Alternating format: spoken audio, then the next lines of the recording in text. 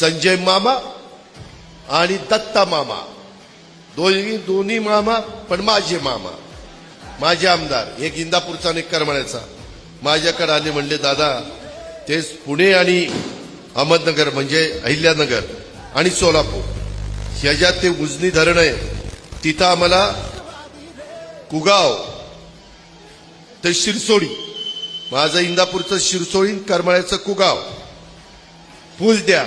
पूल कितीचा असतो? 50 कोटीचा, 25 कोटीचा, 60 कोटीचा. मी मराठीत सांगितलं, अरे दोन्ही माझे आमदार आहेत, दिला पूल दिला. आणि गेलोय मुंबईला, प्लॅन इस्टिमेट करायला लागलो, शाळेला 395 कोटीचा पूल. पण शब्द दिला होता, त्याच्यामध्ये 23 ऑगस्टला मी स्वतः जाऊन दोन्ही मामा आणि मी भूमिपूजन केलं, काम सुरू झालं.